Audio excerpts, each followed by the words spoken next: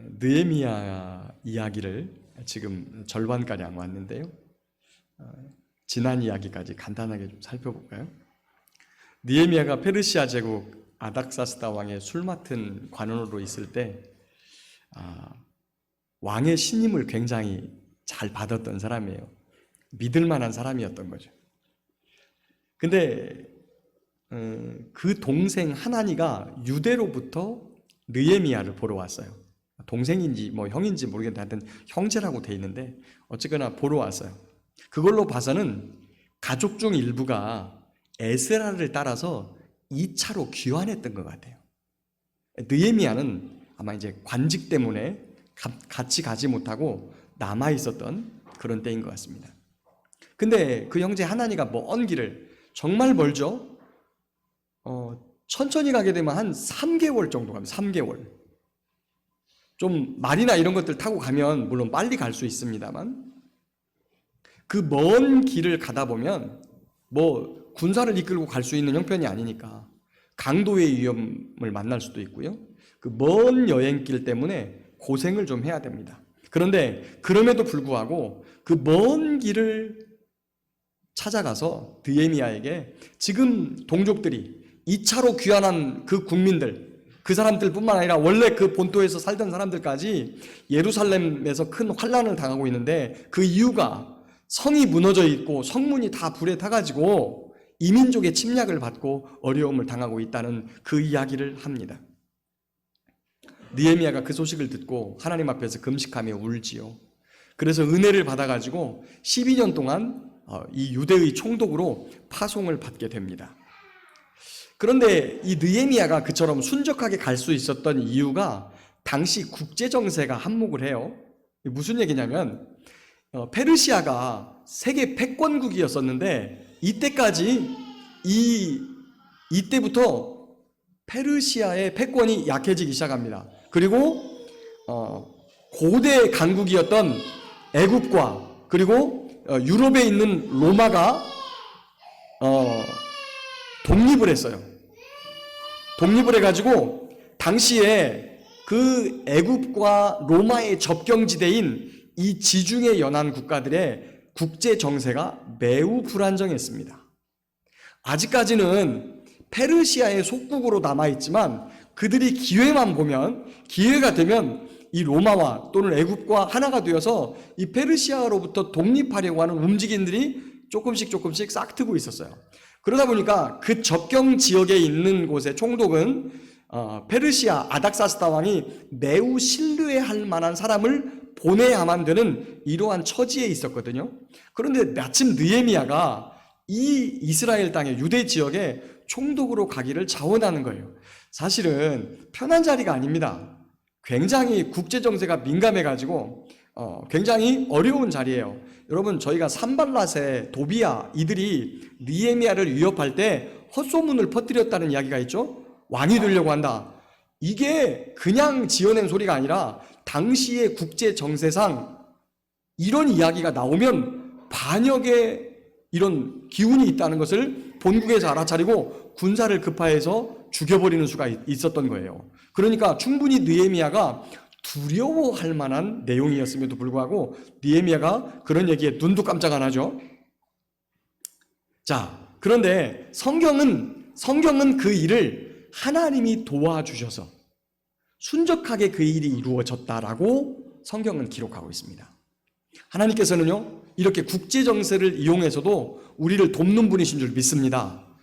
지금 그동안에 미국이 세계 패권국가로 있다가요, 갑자기 중국이 부상하면서 지금 중국 바로 접경 지역인 누가 중국 쪽으로 달라붙고 있어요? 우리나라가 지금 달라붙고 있잖아요. 이런 거 지금 국제정세가. 그 속에서도 하나님의 도우심이 있었다라고 하고 있는 거예요. 그렇게 하나님이 도와주셨지만 주변의 대적들의 위협, 그 다음에 살해 위험, 그 다음에 내부적으로는 유대인들까지 이 느헤미야에게 별로 협조하지 않고요. 거기에다가 기근까지 겹치는 어려움을 겪게 됩니다. 하지만 여호와를 경외하는 이 탁월한 느헤미야의 리더십과 섬김, 그리고 그것을 따라서 백성들도 마음을 다해서 성벽을 공사해서 엘룰월 25일, 거기 보니까 52일 만에 이 성벽이 완공되었어요. 오늘 우리가 지금 읽었던 이 7장은 성벽이 완공되고 난 그 다음부터의 이야기예요. 그리고 8장은 성벽 공사에 이어서 신앙개혁을 하는 그런 내용이 담겨져 있습니다.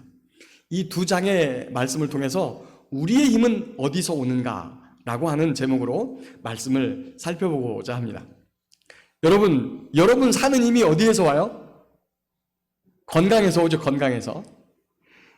나이 들면 뭘로 살아요? 밥심으로 살죠. 밥심으로. 이것은 나이가 먹을수록 좋은 것들을 좀 먹어야 힘을 얻을 수 있다, 그런 좀 뜻이 있어요. 또 우리 어르신들 살아가는데 뭐가 힘이 됩니까? 자식들 잘 되는 게 힘이 됩니다.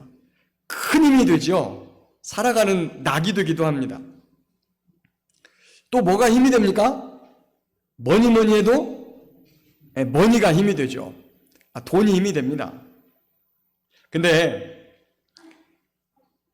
자식들에게 다 나누어주고 노년에 아무것도 없어갖고 외로움 겪지 마시고요. 적어도 내가 품위 있는 죽음을 죽을 수 있을 정도는 남겨놓고 나눠줘야 돼요. 몽땅 남겨주지 마세요. 절대. 몽땅 남겨주면 나중에 자칫 잘못하면 외로울 수 있어요. 그러니까 품위 있게 마지막 삶을, 죽음을 준비할 수 있을 정도는 남겨두셔야 돼요. 그런 지혜가 있기를 축복합니다. 또 어떤 사람들은 권력을 힘으로 삼아요. 요즘 정치하시는 분들 조그만 힘이라도 더 가지려고 정말 노력하는 모습들을 보게 됩니다. 2년 뒤, 3년 뒤면, 4년 뒤면 또 왕창 깨지고 다시 새 판이 짜지겠지만, 그렇게 짧게 가지는 것도 조금이라도 더 가지려고 그 가진 힘도 날카로운 칼을 가지고 완전히 휘둘러 가지고 사람을 죽이는 모습들을 많이 봐요. 그러면 하나님을 믿는 우리는 무슨 힘으로 살아야 될까? 이스라엘 공동체는 여호와 하나님을 믿는 신앙 공동체였어요. 그들에게 성전은 매우 중요합니다. 왜냐하면 성전은 여호와 하나님의 임재이기 때문에, 임재의 상징. 그런데 성전이 있는 예루살렘의 이 성벽이 다 무너지고 성문이 불에 타서 이방 민족의 약탈과 방화가 계속되고 있어요. 그런 상황에서 성전에서 제사는 제대로 드렸을까? 왜 그러냐면 제사 드리는 사람들이 예루살렘으로 와야 되는데, 예루살렘으로 11조 가지고 제사 드리러 오면 강도를 만나니까, 약탈을 당하니까 사람들이 안 오는 거예요. 예배하러. 성전에서 예배는 제대로 드렸을까? 또 우리가 전반부에서 살펴본 것처럼 호론 사람 산발랏, 그리고 암몬 사람 도비아가 예루살렘에서 정치적인 힘을 발휘할 정도로 매우 심각한 안보 위기에 있어요. 7장 1절에 보니까 그런 상황 속에서 느헤미야가 성벽이 건축됨에 문짝을 달고 문지기와 노래하는 자들과 레위 사람들을 세운 후에 내 아우 하나니와 영문의 간원 하나냐가 함께 예루살렘을 다스리게 하였다라는 말씀이 있습니다. 근데 여기 다스리게 하였다라고 번역된 히브리 원어 차우웨를 직역하면 세우다, 임명하다라는 뜻이에요. 그래서 앞뒤 문맥상 보면 이 두 사람을 무슨 정치 관료로 다스림의 위치에 있는 사람으로 세운 게 아니라 성전을 지키는 사람으로 임명했다, 이런 뜻이에요. 이 뜻이. 그런데 느헤미야가 예루살렘 성을 지키는 책임자로 자기 동생 하나니를 임명을 해요. 자신이 총독이기 때문에 자기 동생을 지금 세운 걸까요? 하나냐는 적어도 설명이 돼 있어요. 그 뒤에 충성스러운 사람이요 하나님을 경외함이 무리 중에서 뛰어난 자라고 있는데, 동생 하나니에 대해서는 그런 설명이 없어요. 근데 왜 이 동생 하나니를 거기 그런 하나냐처럼 충성스럽고 하나님을 경외하는 사람과 똑같이 이 성을 지키는 사람의 책임자로 임명했을까? 첫 번째는 거기 4절을 보니까 그 성읍은 광대하고 주민은 적고 가옥은 미처 건축되지 못했어요. 또 11장 2절을 보니까 그 성에 거주하려고 자원하는 사람을 백성들이 축복했다 이래요. 아니, 든든히 세워진 성으로 들어가 사는데 뭘 그렇게 축복할까? 아니죠. 예루살렘의 성에 사는 것이 그만큼 어렵고 곤란하고 척박했기 때문이라는 사실을 우리가 알 수 있어요. 그리고 또 한 가지, 아까도 이야기했지만 이 하난이라고 하는 사람은요, 예루살렘 성벽이 다 무너지고 성문이 불타고 백성들이 환난을 당하자 그 어려움을 누구에게로 가서 도움을 요청해요? 자기 형제 느헤미야에게 도움을 요청할 정도로 굉장히 이 하나님 나라를 사랑하고 예루살렘을 사랑하는 그러한 사람이었다는 거예요. 비록 성경에 자기 동생 칭찬하는 말을 이 느헤미야가 쓰진 않았지만 하나니 역시 하나냐 못지않게 충성되고 하나님을 경외하고 또 이스라엘 공동체를 사랑함이 뛰어난 인물일 것이 분명합니다. 믿음의 공동체는요, 이렇게 충성되고 하나님을 경외하는 사람을 일꾼으로 세워야 든든해져 갑니다. 저와 여러분 모두가 특히 올해 지금 임직을 준비하고 계시는 우리 장로님, 그리고 안수 집사님, 권사님, 이런 분들이 이렇게 하나니와 하나냐, 느헤미야처럼 충성되고 여호와를 경외함이 뛰어나 우리 대덕교회 공동체를 잘 세워나가는 귀한 일꾼이 되기를 예수님의 이름으로 축복합니다. 그런데 그 사람들만 성을 지키라고 세운 게 아니라 그 다음 말씀을 보면요, 노래하는 사람들, 그 다음에 레위 사람들, 그런 사람들을 성전을 파수하는 사람으로 세웠다는 거예요. 다시 말하면 성가대 보내가지고, 성가대 당신들 오늘 저기 불침번 서, 레위 사람들 보내가지고 저쪽 동쪽문 불침번, 이렇게 세웠다는 거예요. 왜 그랬을까요? 그만큼 예루살렘에 거주하는 사람들이 없다는 거예요. 그러니까 성전에 거주하는 필수적인 그 인원들 몇 명만 빼놓고 예루살렘에 사람이 별로 없는 거예요. 느헤미야가 고민했습니다. 이 일을 어떻게 하면 좋을까? 그러다가 7장 5절에 보니까 하나님께서 그를 감동시키셨다는 이야기가 나옵니다. 본문에 이 감동이라고 번역된 히브리 단어 이텐이 직역하면 그냥 주었다라는 거예요. 그런 생각과 마음을 하나님께서 어떤 지혜로운 마음을 주셨냐면, 지파별로 사람들을 가족별로 다 세가지고 그 중에 일부를 이주시켜야 되겠구나. 이주시켜서 예루살렘에 살게 해야 되겠다. 그렇게 생각을 하고 각 계보대로 전부 다 인구 조사를 시작합니다. 근데 이 인구 조사를 하다가 뭘 얻게 되느냐? 1차로 귀환한 사람들의 계보를 얻게 됩니다. 여러분, 저와 여러분이 이 에스라서를 벌써 보고 왔는데요. 에스라서 초반에 보면 2장, 3장에 보면 이 1차 귀환자 명단이 나와 있어요. 근데 그 귀환자 명단이 오늘 우리가 읽은 그 7장의 귀환자 명단하고 똑같아요. 다시 말하면 총독 느헤미야가 이 계보를 얻어서 그걸 누가 정리해서 쓴 거예요? 에스라도 그 계보를 정리해서 써놓은 거예요. 한번 생각해 보십시오. 그 땅에 와서 고생하는 사람들이, 우리의 할아버지가 이 땅에 와서 지금 하나님 나라가 이렇게 무너지지 않고 이어가고 있구나. 비록 그 땅에서 고생을 하고 있는 이 후손들이지만 우리의 선조들은 어느 때 왔어요? 진짜 아무것도 없을 때 왔죠. 아무것도 없는 상황에 와서 그 자리에 성전까지 세워놨던 거예요. 그래도 이스라엘 백성들은 지금 성전이라도 있잖아요. 조상들이 세워놓은. 그래서 그것을 보고 이 남아있는 백성들이, 지금 환난과 아픔을 당하고 있는 백성들이 힘을 내도록 했던 겁니다. 경외라고 번역된 단어가 야레입니다. 야레. 그런데 무슨 뜻을 가지고 있느냐?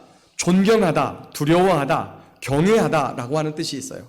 또 2절에 충성스러운이라고 번역된 단어가 히브리 단어 아만인데, 다른 곳에서는 무엇라고 번역되어 있느냐? 진실하다, 신실하다. 유일하게 하박국서에 딱 한 번만 이 아만을 믿음으로 번역했습니다. 그래서 아만이 진실하다, 신실하다, 믿음직스럽다 이런 뜻을 가지고 있는 단어예요. 다시 말해서 하나님을 진실하고 신실하게 믿고 하나님을 존경하고 두려워하는 마음, 그것이 여호와를 경외하는 마음입니다. 다 함께 따라합니다. 여호와를 경외하는 것이 우리의 힘입니다. 여기가 안 나오니까 참. 다시 한번, 여호와를 경외하는 것이 우리의 힘입니다. 주전 1450년경이에요. 지금 우리가 살펴보고 있는 이 느헤미야서의 이 현실보다 1000년 전쯤의 일입니다. 당시 세계 최강대국이 애굽이었어요. 근데 어느 날 모세가 가서 하나님의 말씀을 전합니다. 하나님의 백성 이스라엘을 내보내랍니다. 그랬더니 바로가 뭐라 그럽니까? 예, 알겠습니다. 여호와 하나님 말씀인데 그래야죠. 그랬겠어요? 야, 여호와가 누군데 내가 이스라엘 백성들을 보내?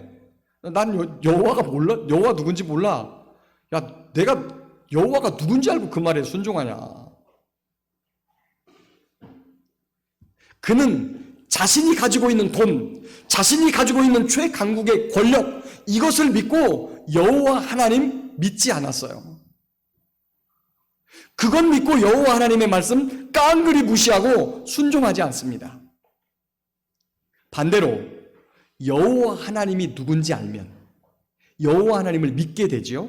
그리고 믿으면 그분의 말씀을 두려워하고 순종하게 되는 것, 이것이 바로 경외하는 거예요. 당시 세상에서 가장 많은 돈과 가장 큰 권력을 가지고 있던 이 바로가 어떻게 됐을까요? 결국에 쫄딱 망했습니다. 하지만 힘없는 노예를 대표했던 이 모세, 여호와를 믿고 경외함으로 최강국이었던 애굽에서 히브리 백성들을 다 해방시켜가지고 데리고 나갑니다. 그리고 그를 통하여 하나님의 나라가 세워지죠. 여호와 하나님을 경외하는 것이 힘인 줄 믿습니다. 여호와 하나님을 경외함으로 말씀에 순종하는 것이 능력입니다. 이처럼 진실하고 충성되게 또 하나님의 말씀을 믿고 여호와를 경외하는 힘 있는 성도 되어서 믿음을 지키고 가정을 지키고 교회를 지켜나가는 저와 여러분들 되시기를 예수님의 이름으로 축복합니다. 다시 한번 따라하겠습니다. 여호와를 경외하는 것이 우리의 힘입니다. 두 번째 대지. 오늘은 대지가 2개밖에 없어요. 자, 따라서 합니다. 말씀을 깨닫고 행하는 것이 우리의 힘입니다. 6장 15절 말씀을 보니까 성벽 공사를 시작한 지 52일 만인 엘룰월 25일에 성벽 공사가 끝났어요. 이 엘룰월이 언제냐면 6월이에요. 6.25, 우리가 잊지 못할 날이죠. 근데 이 6월 25일 날 성벽 공사를 마친 거예요. 그러니까 성벽은 맞춰졌는데 아직 뭐가 안 붙어 있냐면 문짝이 없어요. 근데 8장으로 넘어가면 며칠부터 이 사건이 시작되냐면 7월 1일부터 시작돼요. 그러면 사이에 며칠이 남아있는 겁니까?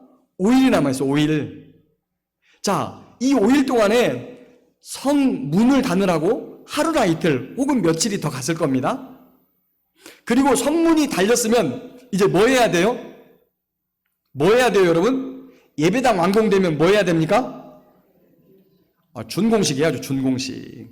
입당 예배 드려야 되고 봉헌 예배 드려야 되고.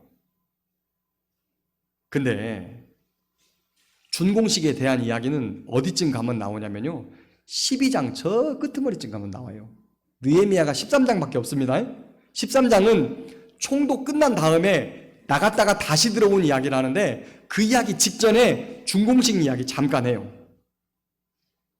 근데 8장에서는 준공식 이야기가 아니라 전혀 다른 이야기가 시작됩니다. 성벽이 건축되고 문짝이 달리는 안전한 공간이 만들어지니까 거기에 사람들이 모이기 시작해요. 그날이 며칠이냐면 7월 1일이에요. 7월 1일. 7월 1일은 이 구약 절기에 뭐가 있냐면 나팔절이 있습니다. 여러분, 우리의 한 해의 시작은 언제죠? 1월 1일이에요. 한 해의 시작이 1월 1일인데 이스라엘 백성들의 한 해의 시작은 7월 1일이에요. 7월 1일. 자, 지금 우리가 7월 첫 주인데 물론 이제 태양력으로 따지면 한 9월이나 10월쯤 됩니다. 이때쯤 되는데 그때가 한 해의 시작이에요. 우리가 언제가 하루의 시작이죠? 12시가 하루의 시작이지만 12시를 하루의 시작으로 아는 사람 없습니다. 우리는 하루의 시작이 언제예요? 아침 날 밝으면 하루가 시작돼요. 근데 유대인들은 어쩝니까? 해가 다 가고 어두움이 시작되면 그때가 하루 시작이에요. 우리하고 좀 그런 부분은 좀 약간 다릅니다. 자, 근데 7월 1일이 나팔절인데 7월 1일이 되면 이스라엘 전역에서 나팔을 뿜 하고 붑니다. 민수기 10장을 보니까 나팔을 부는 것이 어떤 행동이냐면 하나님을 향해서 하나님, 우리를 기억해 주십시오! 이게 나팔을 부는 의미예요. 한 해가 시작되는 첫날에 하나님 앞에서 나팔을 불며 하나님 우리를 기억해 달라고 하는데 이때 백성들이 예루살렘 수문학 광장에 모여듭니다. 그리고 율법을 연구하고 준행하며 가르치는 학사 에스라에게 율법을 읽어달라고 요청해요. 학사 에스라가 율법책 두루마리를 가지고 와서 읽습니다. 저희 교회에 어른들이 많고 의자 사이가 비좁아서 제가 일어났다 앉았다 하는 걸 안 합니다. 근데 여러분 기억하시죠? 옛날 예배 드리면 전부 다 말씀 읽을 때 일어났다가 앉았다 일어났다 앉았다 한 서너 번은 해야 예배가 끝이 나요. 근데 그때 일어나는 게 왜 일어났냐면 학사 에스라가 토라 두루마리를 가지고 와서 쫙 피니까 하나님 말씀이 선포되니까 백성들이 제자리에서 전부 다 일어나요. 우리도 잠깐 한번 해볼까요? 그냥 앉아 계세요. 예. 그렇게 일어나가지고 하나님을 찬송하고 하나님의 말씀을 듣습니다. 그리고 에스라 옆에는 좌우로 상당히 많은 사람들이 서 있었어요. 아마도 이 본문에 누군지는 이렇게 해석이 붙어 있지는 않지만 아마 학사 에스라가 가르친 에스라의 제자였을 가능성이 많습니다. 그리고 당시에 백성들로부터 인정받는 이런 랍비들이 서기관들이 옆에 서 있었을 가능성이 높아요. 그 사람들이 에스라가 읽은 율법을 백성들에게 해석해 줍니다. 우리 8장 8절 한번 보겠습니다. 8장 8절. 같이 8장 8절을 한 목소리로 읽습니다. 시작.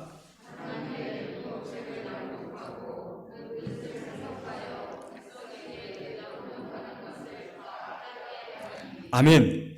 율법의 말씀을 읽어주고 해석해주자 말씀을 깨닫습니다. 여러분, 해석과 깨달음은 차이가 있습니다. 지금 제가 말씀을 어떻게 하는 거죠? 해석해주는 겁니다. 여러분에게 해석해주는 거예요? 깨달음은요? 깨달음은 누가 주는 거예요? 하나님의 감동이 있어야 깨달음이 와요.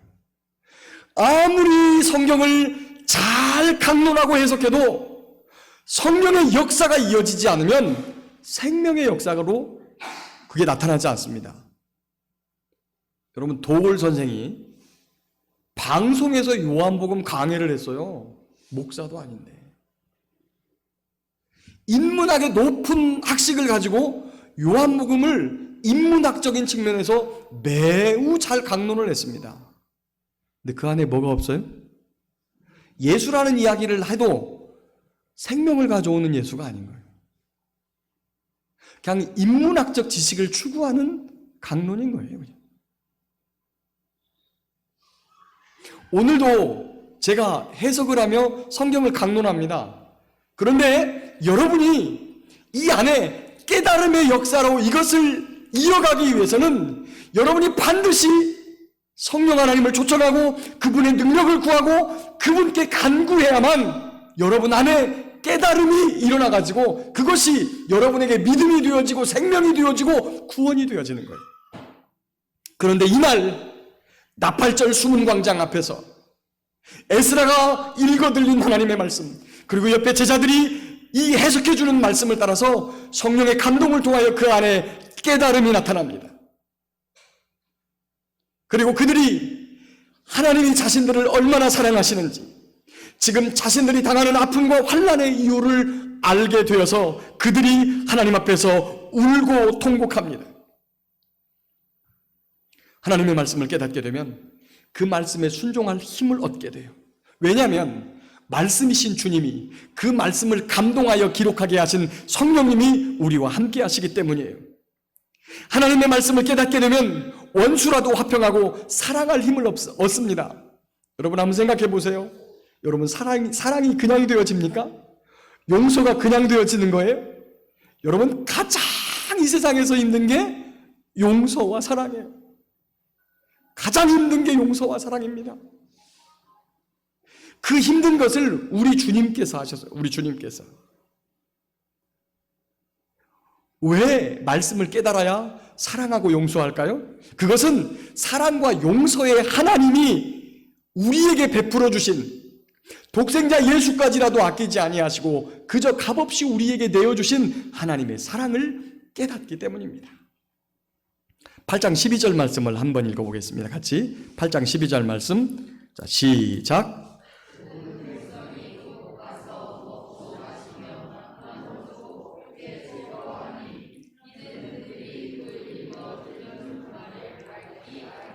아멘. 말씀을 듣고 즐거워하고 그 말씀을 밝히 알면서 큰 기쁨이 넘쳤어요. 마태복음 4장을 보니까 기록된 하나님의 말씀으로 사탄의 유혹을 이겨내시는 예수님의 모습을 우리에게 보여줍니다. 저 좀 봐주세요. 세상을 살아가다가 죄 때문에 굉장히 고민이 많을 때가 있어요. 고쳐지지 않는 죄, 하나님이 기뻐하시지 않는데도 잘 버려지지 않는 죄 때문에 고민이 심각하게 될 때가 있어요. 이런 분이 계시다면 하나님의 말씀을 암송하십시오. 예수님이 사탄의 유혹을 물리칠 때 성경 떠들러 가면서 야, 마태복음 5장 어디 보니까 그런 말씀이 있던데 너 잠깐 있어봐, 이러지 않았어요. 예수님이 말씀을 그대로 암송해가지고 암송된 말씀으로 마귀를 대적하니까 마귀가 힘을 전혀 못 써요. 만약에 여러분 가슴 속에 나도 어떻게 하지 못하는 미움과 원망, 분노가 가득 차 있다면 하나님의 말씀을 많이 읽으십시오.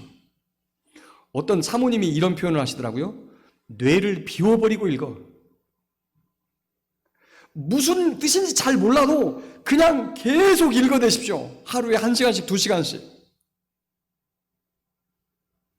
빛이 오면 어둠은 자연스럽게 물러가게 돼 있어요.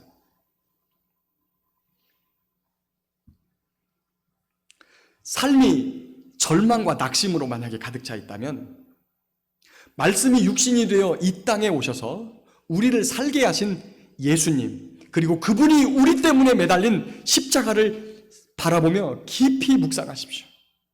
그 말씀이 힘이 되어 절망과 좌절을 이기고 승리하게 하실 줄 믿습니다. 하나님의 말씀은 우리를 교훈하고 바르게 살게 합니다. 하나님의 말씀에 힘이 있고 권세가 있고 그래서 우리를 거듭나게 하고 하나님의 사람으로 거룩하게 살게 하십니다. 8장 13절 말씀 보면 말씀을 깨달은 백성 중에 일부가 이튿날 에스라에게 또 와요. 그 말씀을 깨닫고 보니까 하나님 말씀이 더 깊이 알고 싶은 거예요. 그리고 에스라가 들려주는 하나님의 말씀을 듣다 보니까 우리가 무엇을 해야 될지 깨닫게 됩니다. 구약의 절기가 많이 있는데 7월 달에는 세 절기나 모여 있어요. 7월 1일 나팔절 방금 했죠. 7월 10일이 뭐냐? 대속죄일이에요. 속죄일. 그 다음에 7월 15일부터 22일까지 이게 뭐 하는 절기냐면 초막을 짓고 생활하는 초막절이 그 절기가 있어요. 추수 때가 되어 굉장히 풍성한 시기이지만 초막을 짓고 생활하면서 광야에서 이스라엘 백성들을 인도하신 하나님께 감사하는 절기가 바로 초막절이에요. 그런데 제가 아까 그런 얘기 했었죠. 천년 전 얘기를 잠깐 했어요. 천년 전 얘기. 이 느헤미야 시대보다 천년 전 얘기. 그때 막 출애굽했던 시기예요. 출애굽.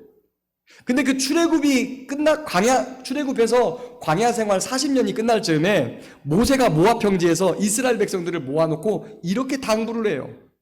앞으로 면제년 초막절이 오거든. 면제년 초막절이 오거든. 백성들을 다 모아놓고 이 율법의 말씀을 들려주고 배우게 해서 가르쳐서 그 말씀을 듣고 지켜 행하여 여호와 경외하기를 배우게 하라. 그런데 모세가 죽고 나서 여호수아 때부터 1000년 동안 초막절에 이걸 한 번도 안 한 거예요. 오늘 성경이 뭐라고 말하냐? 여호수아 때부터 이렇게 한 적이 한 번도 없었다네. 한 번도. 그것을 느헤미야 시대 때 에스라와 함께 느헤미야가 합니다.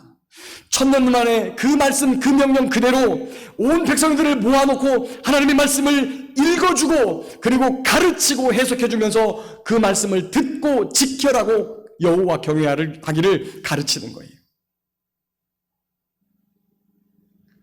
우리 교회가 겨울이 되면 모여서 날마다 아침 9시부터 11시까지 하루에 2시간씩 하나님의 말씀을 읽고 해석해서 이렇게 가는 게 뭐 때문이에요?